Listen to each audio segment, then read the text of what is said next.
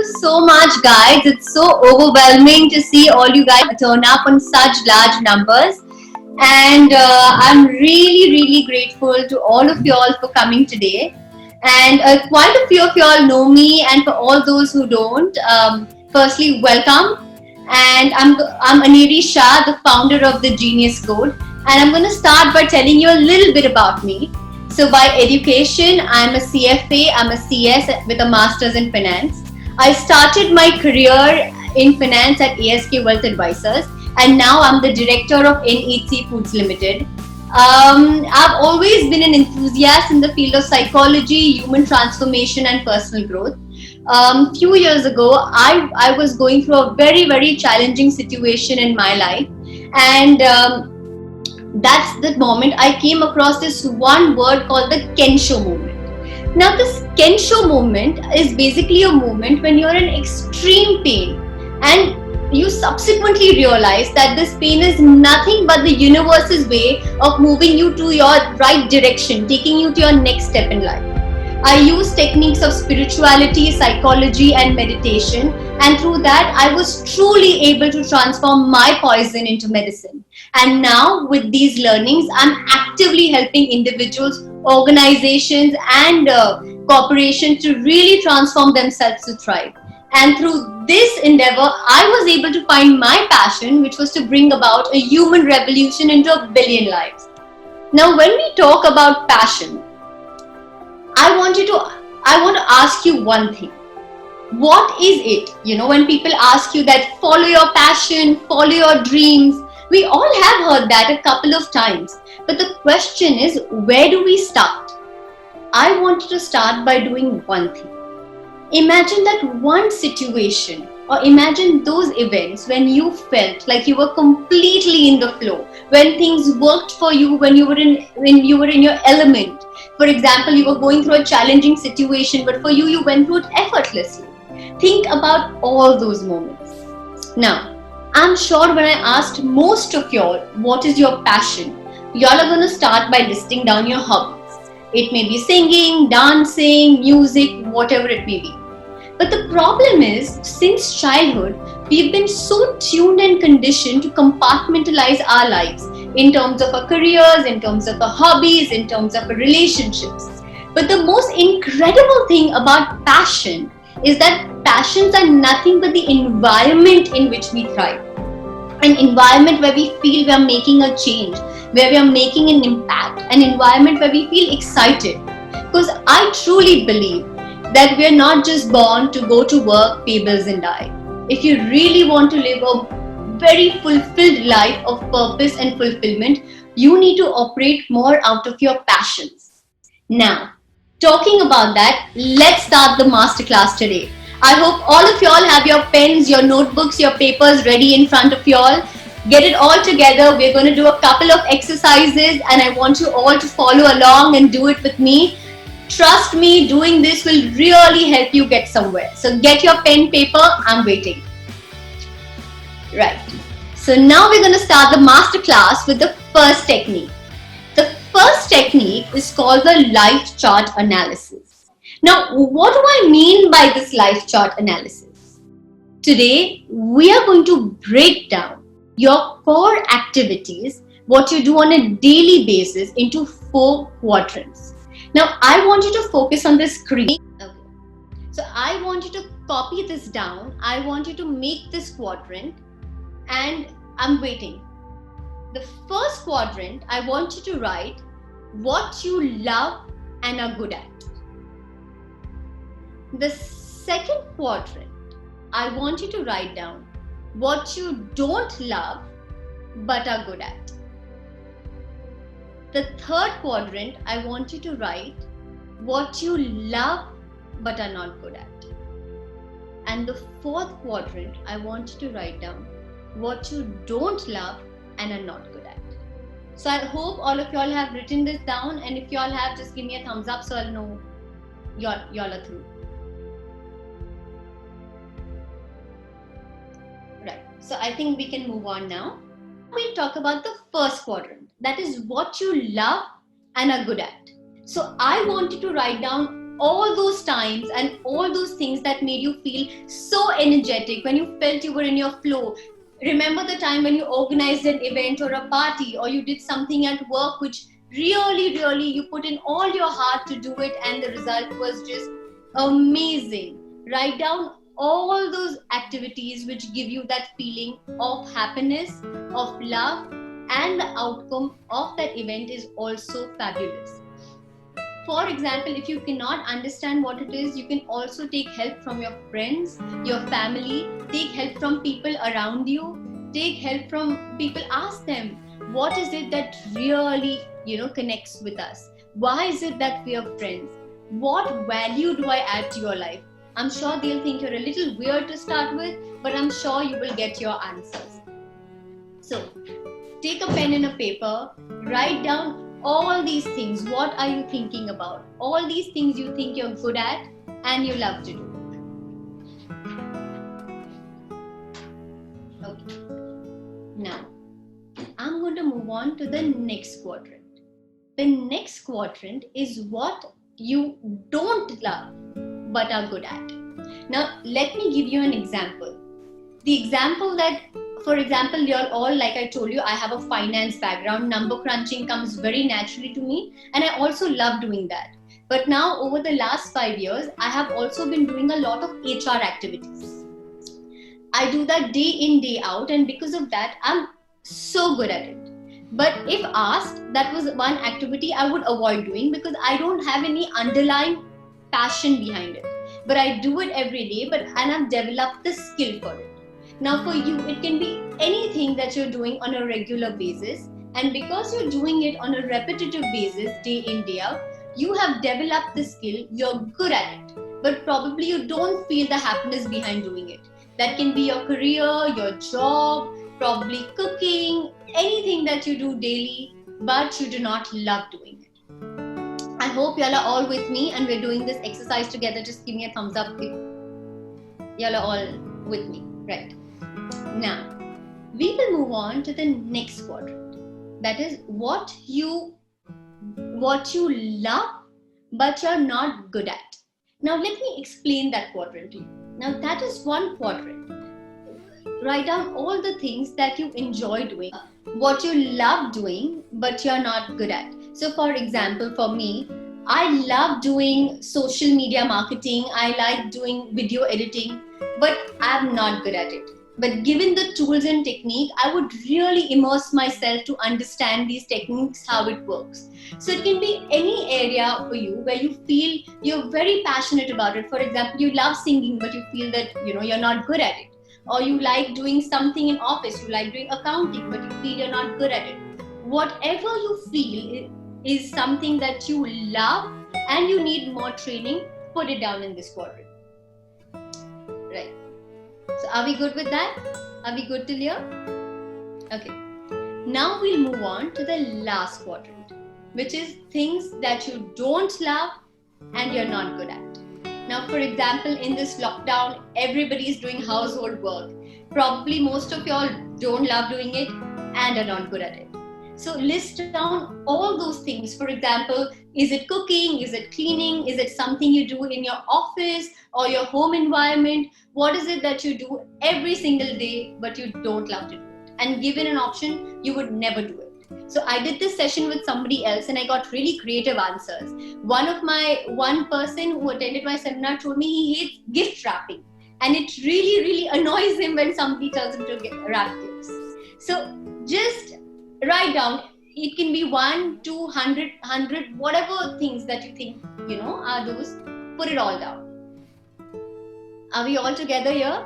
Now let's decode what we just did. The first area, that is what we love and are good at, is your passion. The second quadrant, that is what you don't love and are good at, is paying your bills. The third quadrant, what you love but are not good at, are your daily tasks. Are your potential. And your last quadrant is what you don't love and you're not good at, is your daily task. Now, if you look down at your paper or whatever it is that you've done, Most of us operate 90% of our time from the last two quadrants.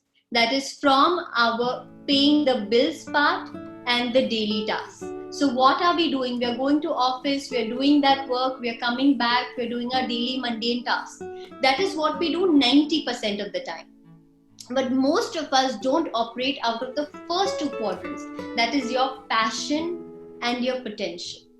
And I'm not saying that you need to overnight change your job or do something differently. All I'm trying to say is that you need to give some time to identify your first two quadrants. Because today, if you really want to live a fulfilled life, a life of purpose, a life of fulfillment, we need to operate more out of the first two quadrants. So, when we say that when we work out of our passion, we can add 8 hours of joy into our life, and there it has a trickle effect. So you will see your relationships thriving, your career thriving, your health all looking good. So if we try to move from the right hand side to the left hand side, we will really see a lot of difference in our lives. So I hope this technique was clear to you and it helped you in some way. Now we'll move on to the next technique. The first technique was to identify your strengths. The second technique is to identify more about you as an individual and how you operate on a daily basis. Like I shared with you earlier, passions are more like environments in which we thrive. So now we're going to try to find out your personality trait and give you an environment in which you can thrive. There are two questions I'm going to start by asking you. The first question that I'm going to ask you is, one, are you a reserved person or an outgoing person? Now, if you think of yourself to be an outgoing person, you would probably be the center of attention to any party. You would be the social glue. You would be the ones making the plans. You would be calling everybody out. And if you're a reserved person, and by no way I mean by your confidence, a reserved person would more be on the periphery of things, would more be an observer to the things that are happening. And in no way being either is a strength or a weakness. Just identify what you would do on a gut feeling basis. So I want you to identify yourself as either reserved or an outgoing person, but you don't need to make any extreme choices. You can be somewhere in the middle, but identify where you fall. The second question that I'm going to ask you now is whether you're a people-oriented person or a task-oriented person.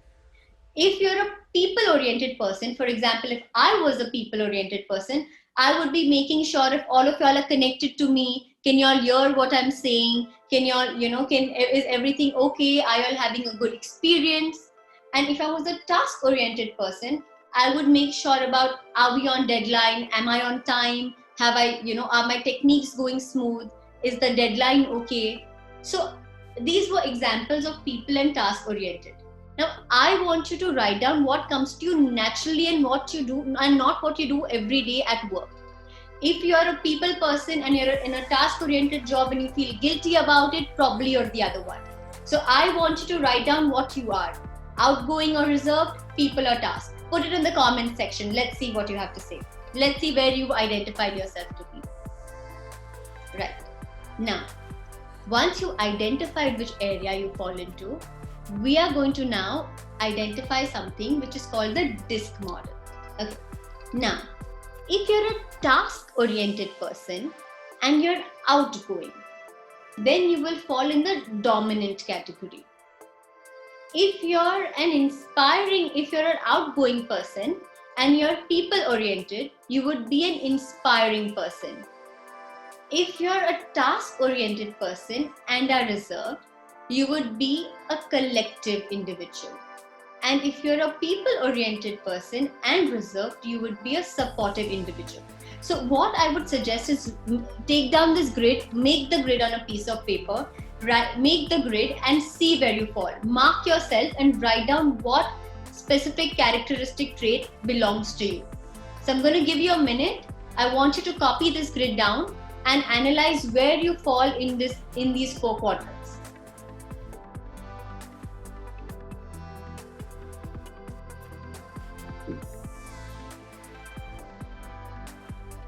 Okay, now what I'm going to do is now we'll go into detail of each and every personality type. We're going to start with the Ds. How many people identified yourself as dominant? Put it down. How many of y'all think y'all are the dominant characteristic? Now, let me tell you more about dominant characteristics. Now, these people are the doers, the decision makers. They have everything in plan. They have a plan for every single thing. These people are ready, fire, aim.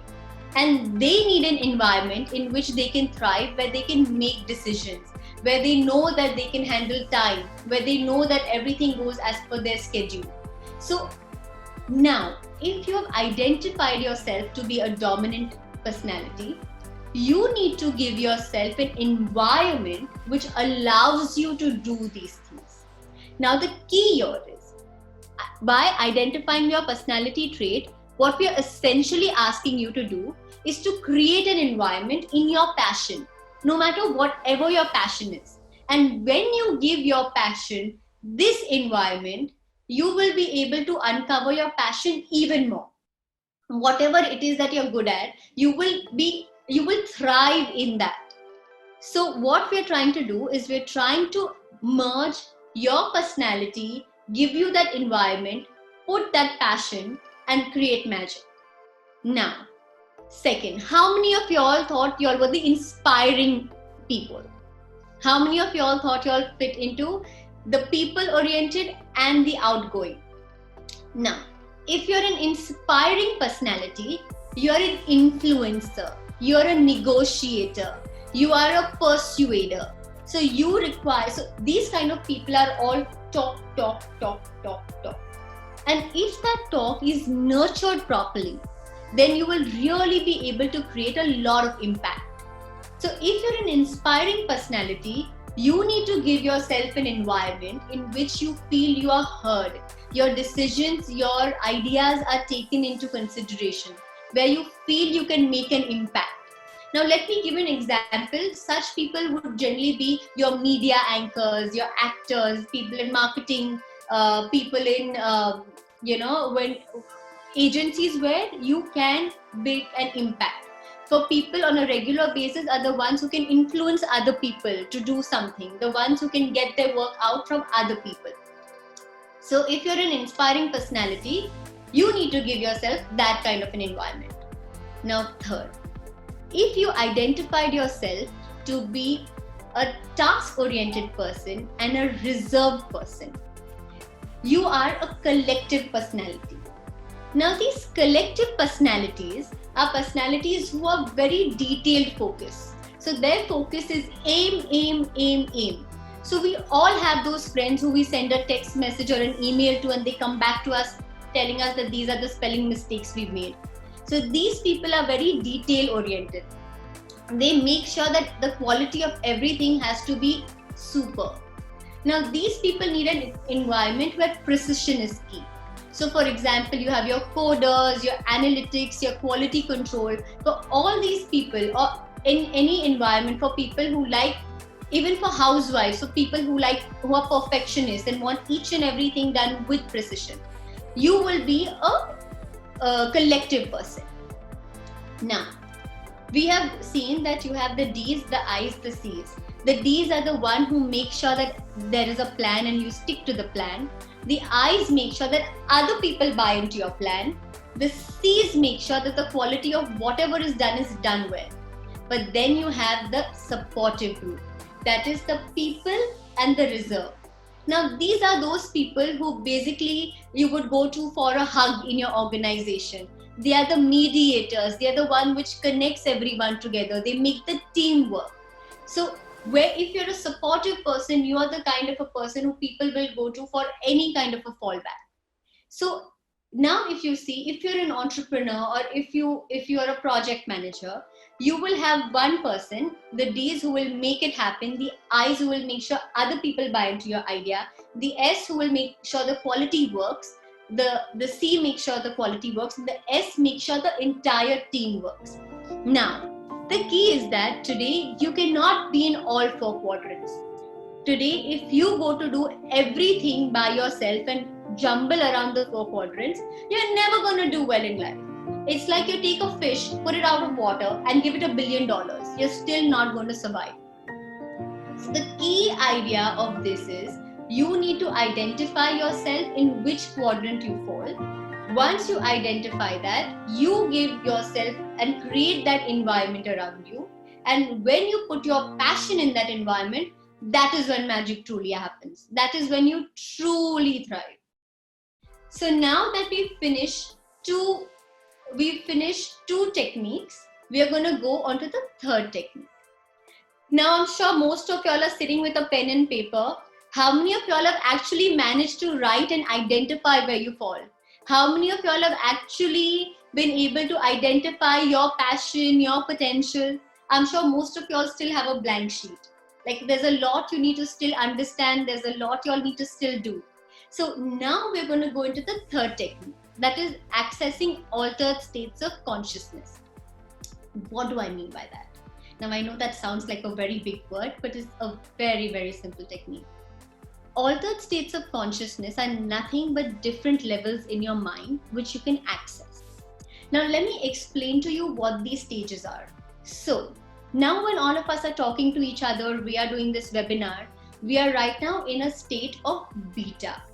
Now, what is this beta state? Beta state is when we are very aware, we are very alert. At that time, your brain frequency works between 14 to 21 seconds per cycle. So what do I mean by that? So if you plug an EEG machine onto your brain, and then when you see the frequency, and when you're alert, when you're watching a movie, playing a game, playing a sport, when you're awake, you're generally in your beta state. Now, when you relax yourself, when you're a little meditative, you're a little calm, you enter a state called alpha, which is between 7 to 14 cycles per second. Now, when you're in your alpha, this is the time when you feel most creative.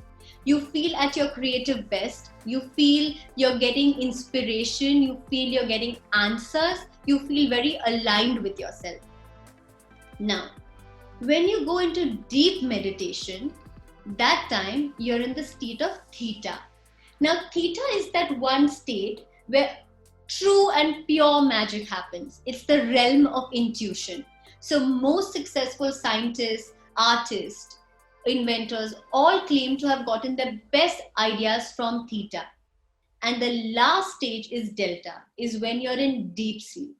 So to access any of these states, you need deep training, but the easiest state to access is your alpha. So today I'm going to teach you how to access alpha.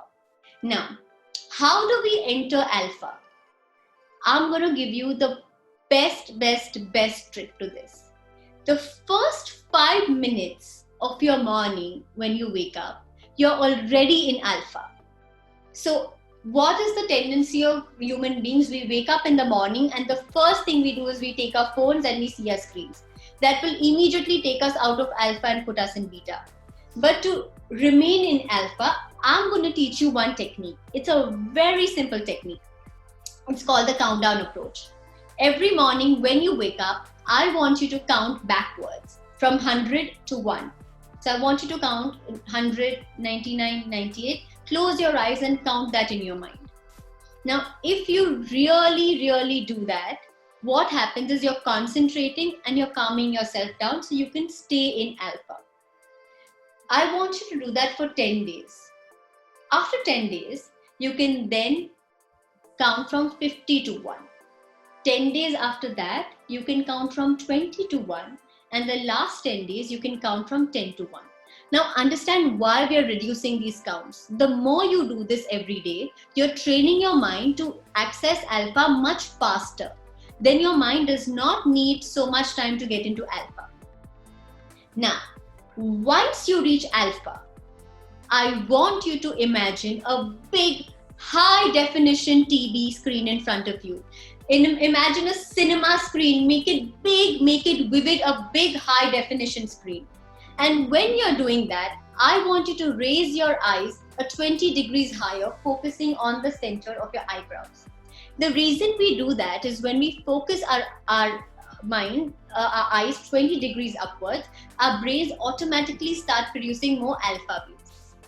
Now, we've learned about the different frequencies. We learned about getting into alpha. and we learn to now focus on a big screen.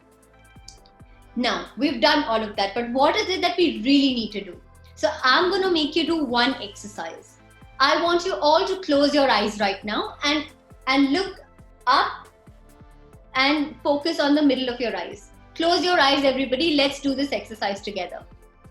Okay. Now, I want you to imagine the first scene. I want you to imagine every situation in your life which you want to change. Any situation where you feel you're stuck. Any situation you want to reverse. Can you not find your passion? Are you angry about it? Do you already know what you want to do, but you can't get yourself to do it? Do you want to lose that weight which you can't get yourself to lose? Want to create that company or an organization, but you can't do that?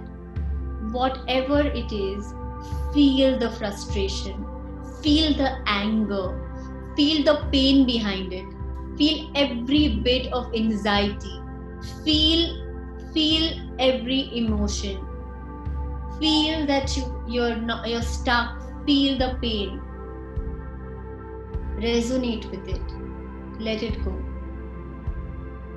Get anger, get frustration, anything that makes you angry, irritated, things that you want to change in your life. Now that you've done that, we are going to imagine the second scene. The second scene is where you see yourself making some progress. For example, if you want to lose weight, imagine yourself going on that diet. Imagine that you're eating those superfoods. If you really have identified your passion, imagine that you're joining that one course which will help you. You want to start that organization, take those baby steps. Talk to people, reach out to people, float the company. Whatever it is, do you want to heal a broken relationship? Imagine you calling up the person, talking to them, making it better. Take baby steps. Imagine show the universe your intention. Show that you're making a commitment to change and get out of that situation. Feel it. Feel that you're genuinely trying and overcoming this situation with small baby steps every day. Now, after this, I want you to imagine scene 3. Scene 3, I want you to imagine your final end result. What is it that was your pain point and how have you overcome it? So if you want that body, imagine that body. Imagine that you have 6 packs abs. Imagine that you've floated that $1 billion company and you have 1,000 employees working under you. Imagine that euphoria of knowing that you mended your broken relationships. Make it technicolor. Feel the joy. Feel the excitement behind it. Feel every bit of happiness. Use all your senses. Feel it, smell it, believe it. Use your heart. Create magnificence. Whatever it is. Have you found your passion? Are you working on your passion? Have you converted your passion into purpose? Whatever it is, feel it in your truest sense. And once you're ready, open your eyes and let me know how you feel about this. I'm going to give you a minute, stay with that thought, and then you can connect with me again.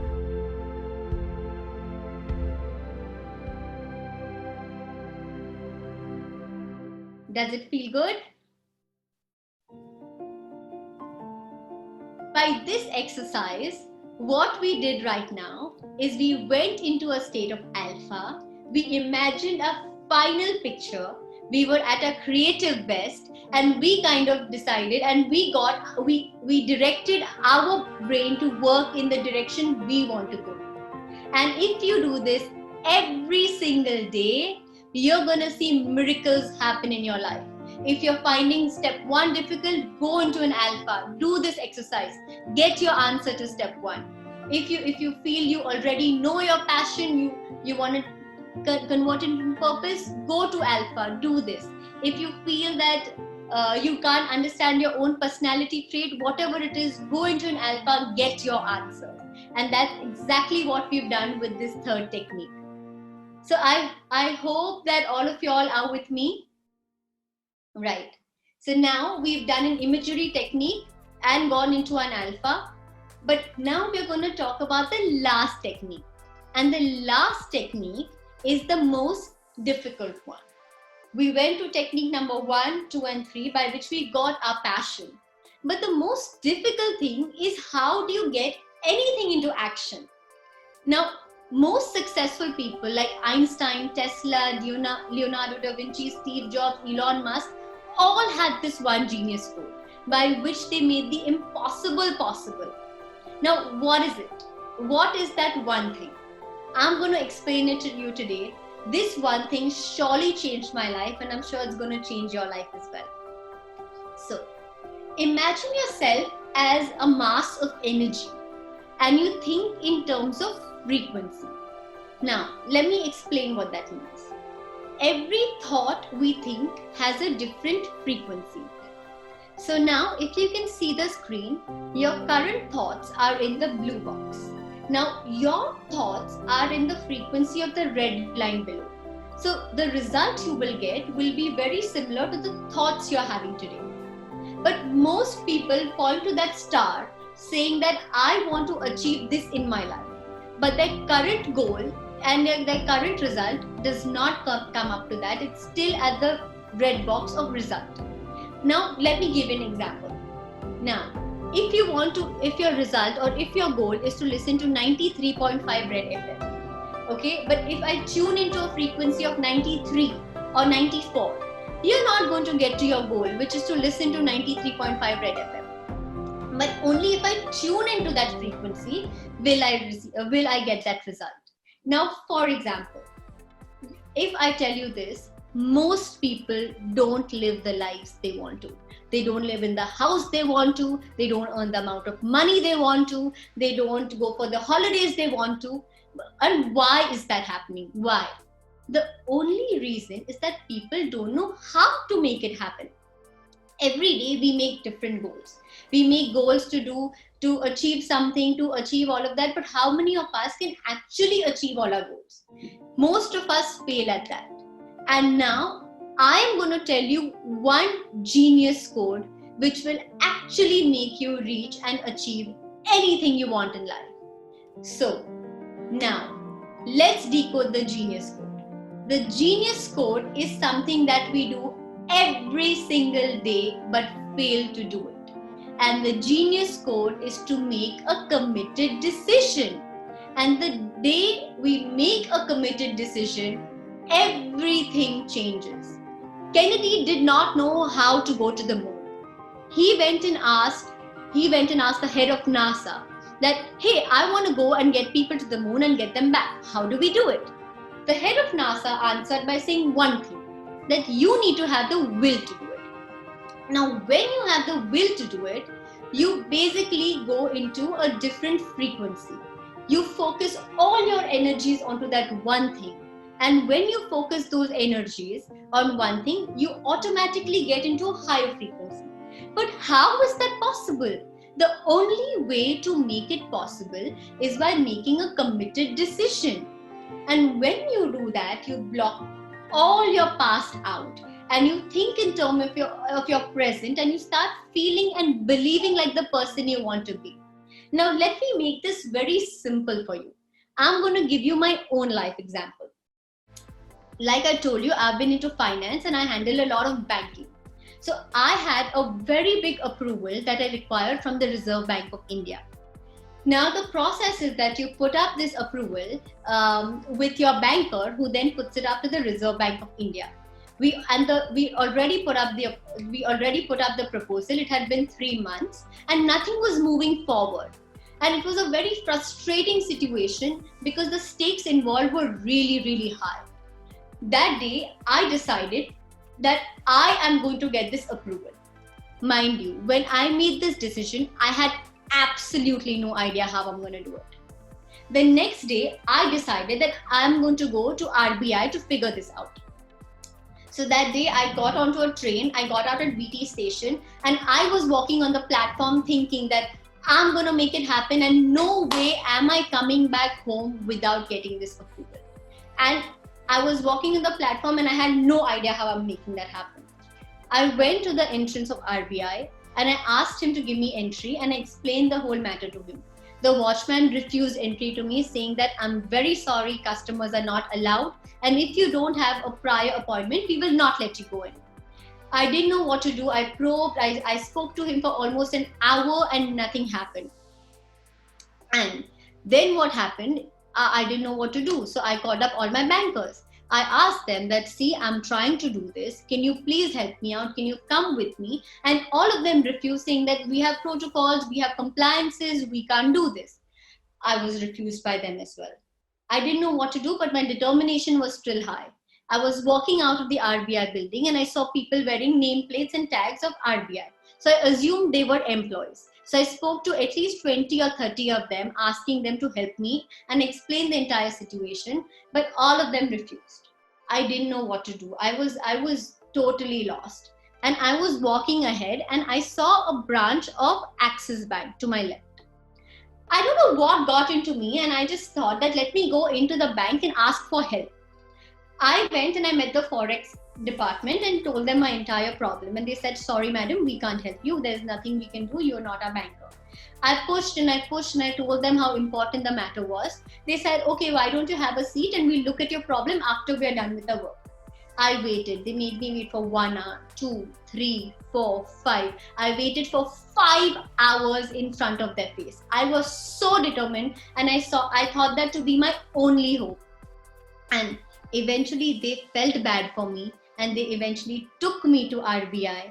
I've met the exact same person who had my file, and my sanction got passed in just 2 days' time. And that lady told me that if it had gone through the normal route, I wouldn't have got it in 8 months. So, what I'm trying to say by this example is that I was so determined that the first time the watchman rejected me, my banker rejected me, the RBI employee rejected me, the Axis Bank employee rejected me, but my determination was firm. And because my determination was firm, I was at that higher frequency.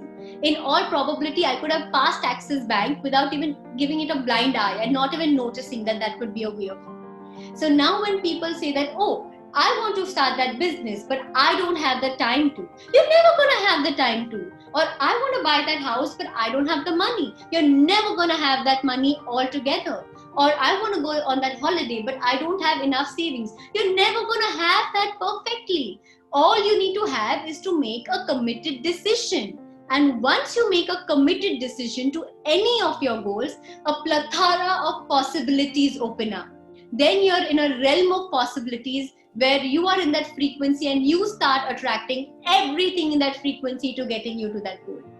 So I now urge all of you to make decision making a habit. And if you do that, you will truly change your life. This is just one incident, and for me, my life has seen millions of incidences on this regards where I've achieved whatever I wanted to. So I hope you really enjoyed this masterclass and the 4 techniques, and I hope that is some way we've really have been able to impact your life.